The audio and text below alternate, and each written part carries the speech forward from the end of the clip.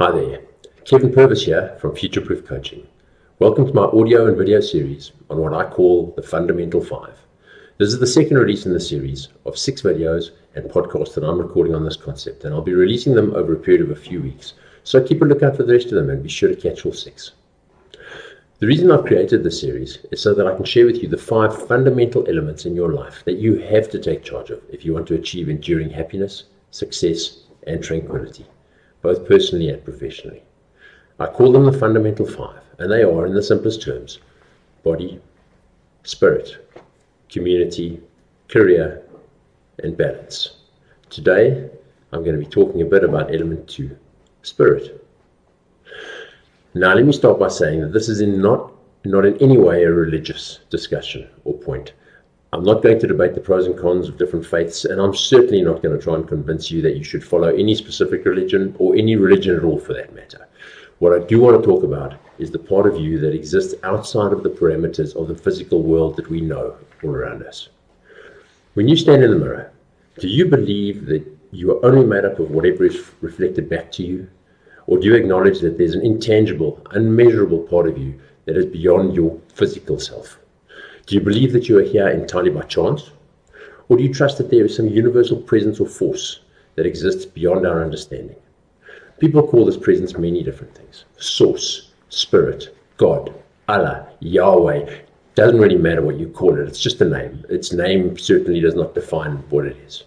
What does matter is that you acknowledge that a force or source energy exists in the universe that is somehow inextricably linked to everything in creation.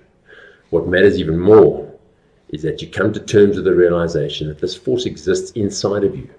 It's not some distant, inaccessible entity that's out of your reach, not something or someone that you pray to from a distance. It flows through you and it lives within you. You connect to it through your higher self, through your mind, your soul, your spirit, your intuition, call it whatever you like. Once again, it doesn't matter what you call it. It's here where your unconditional love comes from, and your kindness, your creativity, your compassion and imagination, and your ability to envision and create your own future. You can choose to ignore this part of you, your higher self, and you'll continue to live at normal levels of consciousness for your entire life, and you'll probably get along just fine. Your connection to that source energy will become rusty and impaired. The connection will never break, though. It's always there. It always will be there. You couldn't exist without it, but it would become badly corroded and through lack of use.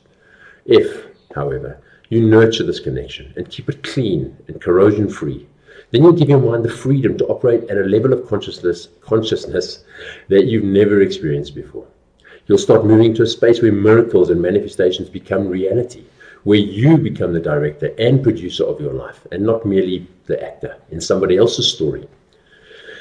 The act of keeping this link clean is a long-term commitment. It requires regular attention, if only for brief periods of time every day, and the biggest part of which, as far as I'm concerned, is to meditate daily. It's said that God's one and only voice is silence. So if you want to build and grow your spiritual connection, then you need to sit in that silence, clear your mind of everything, and just surrender yourself. Believe me, when you first start, it's easier said than done. Your brain doesn't like being told what to do, and it's going to be throwing thoughts at you constantly. You need to develop the ability to push through those thoughts, push them aside, and commit to deal with them later, and just sit in that peace. It takes practice, a lot of practice, but if you persevere, you'll find a place of peace and serenity that you can never experience at everyday levels of consciousness. Now, meditation has many benefits, like lowering blood pressure, improving immunity, reducing stress and anxiety, improving your attention span and your memory, and the list goes on and on and on. Go and research it online. There's tons of information on it. There are, however, 3 that stand out for me in the context of what I'm talking about. Is number 1, it calms us down and quietens the chatter that exists in the world around us. It releases our egos and gives our mind the opportunity to explore the silence. And it recenters us, re-energizes us, and helps us to reconnect to that higher purpose of ours, inspired by love, kindness, inner peace, and compassion. There's an old Zen saying, it's the silence between the notes that make the music. And with you and me, it's the time of silence between our daily activities that will ultimately define our happiness and our fulfillment, and in the long term, our success. Don't die with your music still in you. Live that life. So there you have it. There's a lot more to be said about spirituality, meditation techniques, higher awareness, but my goal today wasn't to delve into any of those details. I wanted to introduce to you my second fundamental element and give you some insights into what I mean when I talk about spirit, and I think I've pretty much covered that. So thanks for taking the time to watch, and look out for my next video, which will cover the third element.